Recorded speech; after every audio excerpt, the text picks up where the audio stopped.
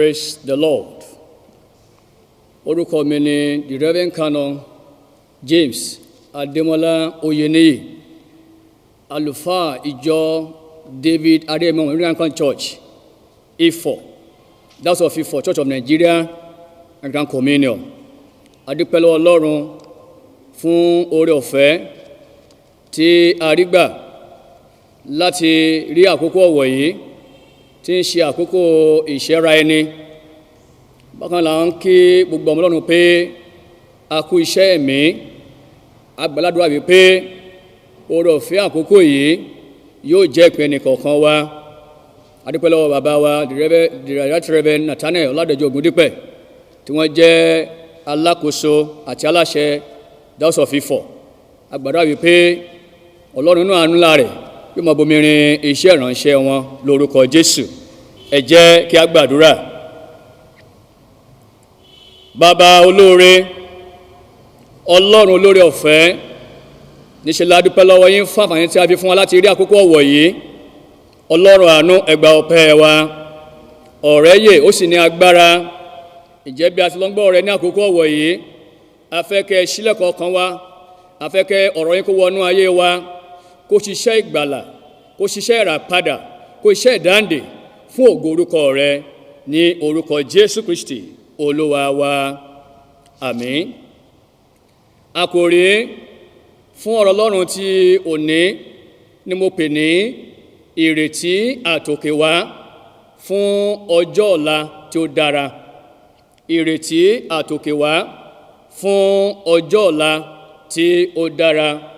Mo sì mú ẹsẹ̀ wúrà fún àkòrí nínú ìpísítélì Paul apostoli sí àwọn ará Róòmù, orí 12, ẹsẹ̀ 12. Ó kà báyìí pé ẹ máa yọ̀ ní ìrètí, ẹ máa mú sùúrù nínú ìpọ́njú, ẹ máa dúró gangan nínú àdúrà. A máa sọ nípa ìrètí. Kí ni ìtumọ̀ ìrètí? Ìrètí túmọ̀ sí àwọn ìdánilójú, ìmúṣẹ, ìfọkànsí fún nǹkan kan ní ọjọ́ iwájú. Ohun tí a ní ìdánilójú rẹ̀ tí a sì fọkàn sí pé yóò wá sí ìmúṣẹ lọ́jọ́ iwájú, ó là ń pè ní ìrètí. Bákan náà bá sọ nípa àtòkèwá, à ń sọ nípa Ọlọ́run alààyè, ẹni tí gbogbo agbára àti ipá wà ní ìkáwọ́ rẹ̀. Àbá wọn sọ nípa ìrètí fún ọjọ́ ọ̀la tó dára. À ń sọ nípa níní ìrètí nínú Ọlọ́run, nítorí pé òun nìkan ṣoṣo ló ní agbára àti ipá lọ́wọ́ láti yọ̀ǹda ọjọ́ ọ̀la tó dára fún wa. Kí ni ìdí tí a fi gbọ́dọ̀ ní ìrètí nínú Ọlọ́run fún ọjọ́ ọ̀la tó dára? Aláti mẹ́lẹ̀ ìdájú pé láìsí Ọlọ́run a ò lè wà. Olúwa ló pilẹ̀ ayé mi àti yín, nínú rẹ̀ la jẹ́ ènìyàn. Òun ló mọ̀ wá láwòrán ara rẹ̀, òun ló mọ̀ wá, òun ló ti mọ òpin láti pilẹ̀ ṣe ìrìn àjò ayé wa. Ó wà kọ́kọ́ tàbí láti ní ìrètí nínú Ọlọ́run fún ọjọ́ ọ̀la tó dára ni pé òun ló dá wa láwòrán ara rẹ̀. A bá wo inú ọ̀rọ̀ Ọlọ́run, ìwé Jẹ́nésì orí 1 ẹsẹ̀ 26 wípé ẹ wá, ẹ jẹ́ ká dẹ́nìyàn ní àwòrán ara wa. Torí de ní àwòrán ara Ọlọ́run dá wa, ó dá wa láwòrán ara rẹ̀. Yẹn ni pé ó pilẹ̀ ṣẹ́ wa, ó sì ní agbára àti àṣẹ láti yọ̀ǹda gbogbo fún wa fún ọjọ́ iwájú wa. Ohun kejì tí a fi gbọ́dọ̀ ní ìrètí nínú Ọlọ́run fún ọjọ́ ọ̀la tó dára ni a rí nínú orin Dáfídì orí 24 ẹsẹ̀ 1 tó wí pé ti Olúwa ní ilẹ̀ àti ẹ̀kún rẹ̀, ayé àti ohun tó tẹ̀dó sínú rẹ̀. Èyí túmọ̀ sí pé Olúwa ló dá ayé àti gbogbo ẹ̀kún inú rẹ̀. Èyí fi yé wa pé ohunkóhun tí ẹ̀dá lè fẹ́ dà nínú ayé yìí ó wà ní ìkáwọ́ Ọlọ́run. Ẹ gbọ́, àṣìṣe ńlá ni fún gbogbo ẹni tí ó bá ń sáré tọ agbára òkùnkùn lẹ́yìn láti jẹ́ ènìyàn nínú ayé, nítorí pé Ọlọ́run tó dá wa, ó dá wa pẹ̀lú ètò ni. Ọlọ́run tó mọ̀ wá, Ọlọ́run tó dá wa láwòrán ara rẹ̀ ó ti ní ètò fún ìrìn àjò ayé nìkọ̀ọ̀kan wa, ohun tí a máa jẹ́ àti ohun tí a máa dà lábẹ́ ọ̀run yìí. Ohun kẹta tàbí gbọ́dọ̀ ní ìrètí nínú Olúwa fún ọjọ́ ọ̀la tó dára ni a ó rí nínú ìrètí Matthew orí 28 ẹsẹ̀ 18. Ó kà báyìí pé Jésù sì wá, ó sọ fún wọn wípé gbogbo agbára lé ọ̀run àti ní ayé ni a fi fún mi. Èyí túmọ̀ sí pé ọwọ́ Olúwa ní gbogbo agbára wà. Agbára láti borí ogun, agbára láti borí ìpèníjà nínú ayé, àti agbára láti ṣe rere ó wà ní ìkáwọ́ Ọlọ́run wa. Ẹsẹ̀ wúrà àti ayọ̀ fún àkòrí yìí, ìyẹn Róòmù orí 12 ẹsẹ̀ 12. Paul àpọ́sẹ̀ ló ń fi Jésù hàn fún àwọn ará Róòmù gẹ́gẹ́ bí olùgbàlà tí ó wà láàyè nígbà gbogbo fún ìrìnàjò ayé wọn. Paul gbà wọ́n níyànjú láti ní ìbáṣepọ̀ tí ó dára pẹ̀lú Ọlọ́run wọn, àti pé kí wọn kó gbìyànjú láti dúró gangan nínú ìjẹ́wọ́ àti ìgbàgbọ́ wọn inú Kristi Jésù. Nínú ẹsẹ̀ wúrà yìí, Róòmù orí 12 ẹsẹ̀ 12, gbólóhùn mẹ́ta ló ṣe pàtàkì fún àgbéyẹ̀wò ní àkókò yìí. Àkọ́kọ́, ó ní ẹ máa yọ̀ ní ìrètí. Èkejì, ẹ máa mú sùúrù nínú ìpọ́njú. Àti ẹ̀kẹta, ẹ máa dúró gangan nínú àdúrà. Láti yọ̀ ní ìrètí túmọ̀ sí níní ìfojúsùn pé ọjọ́ ọ̀la yóò dára. Nínú ìrètí nílò ìfaradà, ìfaradà ìṣòro, inúnibíni, wípé ìyà ìgbà ìsinsìnyí kò ṣe fi ṣe àkàwé ògo tó ń bọ̀ wá fún ìran ènìyàn. Ìní pé inú ipò tí kò tá bá bára wa, a láti ní ìrètí pé nítòótọ́ Ọlọ́run wà láàyè síbẹ̀ nípa tiwa láti fún wa ní ìṣẹ́gun. Èkejì, ẹ máa mú sùúrù nínú ìpọ́njú. Nínú ìpọ́njú, nítòótọ́ gbogbo ọ̀ràn ẹ̀dá ènìyàn ló láti la ìpọ́njú kọjá.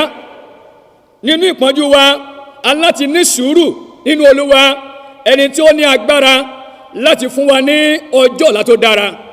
A láti ní sùúrù pé nítòótọ́ pé Ọlọ́run kò gbàgbé wa. Ipòkípò tó wù ká máa là kọjá, ohun tó wù kó máa dé bá wa ní ìrìnàjò ìgbàgbọ́ wa, Ọlọ́run wà láàyè síbẹ̀. Kò sí ohun tó Ọlọ́run gbàgbé. Bí ó sọ fún wa pé ó ní gbogbo irun orí wa l'Olúwa kà pé ṣánṣán. Ó túmọ̀ sí pé kò sí ẹ̀dá kan lábẹ́ ọ̀run yìí tí Olúwa gbàgbé. Ipòkípò tí a lè wà, àyè tó wù ká lè bára wa, Ọlọ́run rí wa, ó sì mọ àìlera wa, ó mọ ohun tí a ń là kọjá. Tiwa ni pé kí a ní sùúrù inú ìṣòro wa, ká sì ní ìrètí pé Ọlọ́run Ẹlẹ́dàá wà láàyè síbẹ̀ láti fún wa ní ìṣẹ́gun tó ní àkókò tó yẹ wá.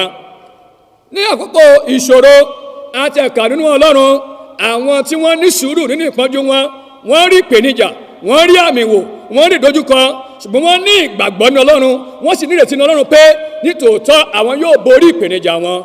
A kà nípa Jósẹ́fù, ẹni tí a dá, ẹni tí a bí pẹ̀lú ògo ńlá, ṣùgbọ́n tí ogun dìde sí láti ilé bàbá rẹ̀ wá. A sì rí pé nítòótọ́ inú ogun yẹn, ogun tó là kọjá, ó ní ìrètí ní Ọlọ́run, kò yẹsẹ̀ kúrò nínú Ọlọ́run, ó fara mọ́ Ọlọ́run, ó dẹ̀ gbọ́ Ọlọ́run gbọ́. A dẹ̀ rí pé a padà fún ní ọjọ́ ọ̀la tó dára. Bákan náà a kà nípa Jósẹ́fù, ẹni tí Ọlọ́run pè tó yàn láti jẹ́ ọba lórí Ísírẹ́lì lákòókò náà. A rí pé ó la ìpèníjà kọjá, ogun dìde sí látọwọ́ Sọ́ọ̀lù ọba.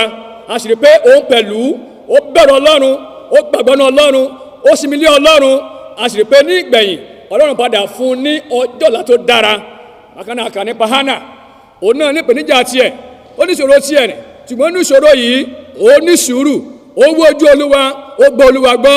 A sì rí pé nítòótọ́ Ọlọ́run yọ̀ǹda ọjọ́ ọ̀la tó dára fún un. Ará ní Olúwa, nítorí náà ìpọ́njú kò lè ṣe kó má wá, ṣùgbọ́n Jésù wà láàyè síbẹ̀ láti fún wa ní ìṣẹ́gun. Ẹgbọ́n, gbogbo ẹni tí Olúwa dá láti ṣe rere nínú ayé kó múra fún ogun. Gbogbo ẹni tó sì ní ògo ó láti la ogun kọjá. Àtìlẹ̀kọ́ ní Ọlọ́run pinnu ìrètí Jòhánù orí 19 ẹsẹ̀ 23.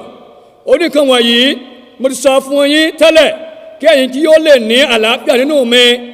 Nínú ayé ẹ̀yin yóò ní ìpọ́njú, ṣùgbọ́n ẹ tújú ká, mo ti ṣẹ́gun ayé.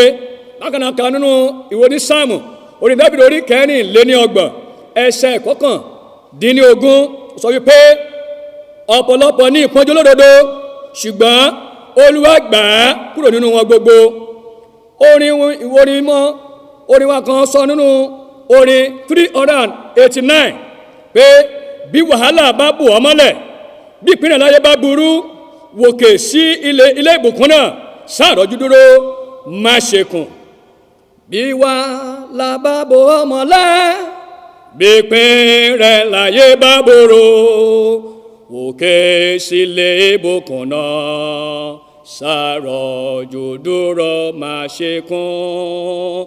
Dúró, dúró, rọ̀jú dúró, má ṣe kùn. Dúró, rọ̀jú dúró, má ṣe kùn.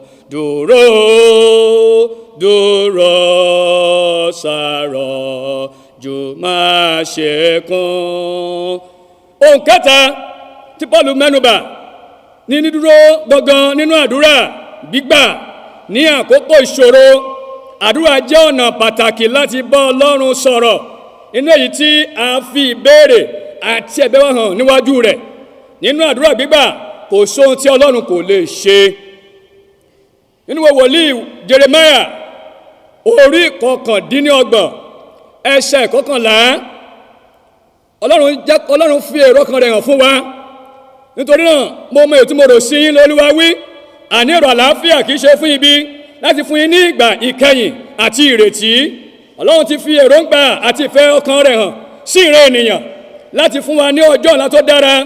Ipò tí a wà gẹ́gẹ́ bí orílẹ̀-èdè, ipò ìpọ́njú, ipò àìní, ipò àìsí ààbò, ipò àìsífọkànbalẹ̀, nítòótọ́ a nílò láti wó ojú Ọlọ́run ká sì nírètí pé nínú rẹ̀ nítòótọ́ pé ọjọ́ ọ̀la yóò dára fún wa. Jẹ́ kí a lo àǹfààní àkókò yìí tí ń ṣe àkókò ìṣẹ́ra ẹni láti rẹ ara wa sílẹ̀ níwájú Ọlọ́run Ẹlẹ́dàá wa, kí a sì yí padà sínú ìfẹ́ rẹ̀. Nígbà náà ni Ọlọ́run yóò tó mú ìlérí rẹ̀ ṣẹ fún wa. Ẹ jẹ́ kí la gbọ́dọ̀ ṣe láti ní ọjọ́ ọ̀la tó dára? Kí ló ta gbọ́dọ̀ ṣe láti lè ní ọjọ́ ọ̀la tó dára? Ohun àkọ́kọ́ ni pé a ní láti kọ àwọn ọ̀nà búburú wa sílẹ̀, kí a sì yí padà sí Olúwa Ọlọ́run Ẹlẹ́dàá wa. Wòwò Àìsáyà orí 50 ẹsẹ̀ 7, jẹ́ kí ènìyàn búburú kí ó kọ ọ̀nà rẹ̀ sílẹ̀, kí ẹ̀ṣẹ̀ kí ó kọ ìrònú rẹ̀ sílẹ̀, sì jẹ́ kí ó yí padà sí Olúwa, òun ó sì ṣàánú fún. Mo gbàdúrà fún àkókò yìí ẹ̀mí ìrònúpìwàdà tó tọ́ ọ̀rọ̀ àfihàn nìkan wa lórúkọ Jésù. Bákan náà ìwé Króníkà kejì orí 7 ẹsẹ̀ 14 sọ tiẹ̀ pé bí àwọn ènìyàn mi tí àwọn forúkọ máa rárá wọn sílẹ̀, tí wọ́n bá sì gbàdúrà, tí wọ́n bá sì wá ojú mi, tí wọ́n bá sì yí padà kúrò ní ọ̀nà búburú wọn, nígbà náà lèmi yóò gbọ́ láti ọ̀run wá, èmi ò dárí ẹ̀ṣẹ̀ wọn jì, èmi ò sì wo ilẹ̀ wọn sàn. Ẹ̀yin ará nínú Olúwa àti gbogbo olùgbọ́ mi, àkókò tó yẹ lè rí láti wá ojú Olúwa kó lè ṣàánú fún wa, kí a sì tún ọ̀nà wa ṣe níwájú rẹ̀. Nígbà náà Ọlọ́run yóò yọ̀ǹda ọjọ́ ọ̀la tó dára fún ẹnì kọ̀ọ̀kan wa. Mo gbàdúrà fún àkókò yìí, oore ọ̀fẹ́ àkókò yìí kò ní fẹ́ni kọ̀ọ̀kan wa lórúkọ Jésù. Ará ní Olúwa wà láàyè síbẹ̀ láti fún wa ní ọjọ́ ọ̀la tó dára, tí wá ní pé kí a gbàgbọ́, kí a ṣe ìfẹ́ rẹ̀, kí a sìn, kí a sì bẹ̀rù rẹ̀. Nípa bẹ́ẹ̀ a ó lè ní ọjọ́ ọ̀la tó dára. Ẹnikẹ́ni ò lè ṣe fún wa, kò sí olóṣèlú tó lè ṣe fún wa bí kò ṣe Ọlọ́run Ẹlẹ́dàá wa, Ọlọ́run alààyè nìkan ṣoṣo ló ní wá, ló sì lè fún wa ní ọjọ́ ọ̀la tí ó dára. Ẹ jẹ́ kí a gbàdúrà. Bàbá olóore, a dúpẹ́ lọ́wọ́ yín fún ọ̀rọ̀ tó ti jáde. A ké pè yín pé kẹ́ ẹ fún wa ní ọkàn láti fẹ́ yín, láti bẹ̀rù yín àti láti sìn yín, àti pé ìlérí tí ẹ ṣe ní wòlíì Jeremáyà orí 29 yẹn ẹsẹ̀ 11 pé ẹ̀mẹ̀rẹ̀ tó lẹ̀ fún èrò àlàáfíà lẹ́ni sí wa. A fẹ́ kẹ́ mẹ́rẹ̀ àlàáfíà yín kẹ́ mú ṣẹ́nu ayé nìkọ̀ọ̀kan wa sí ògo orúkọ rẹ̀. A béèrè fún èyí ní orúkọ Jésù Kristi Olúwa àti olùgbàlà wa. Àmín.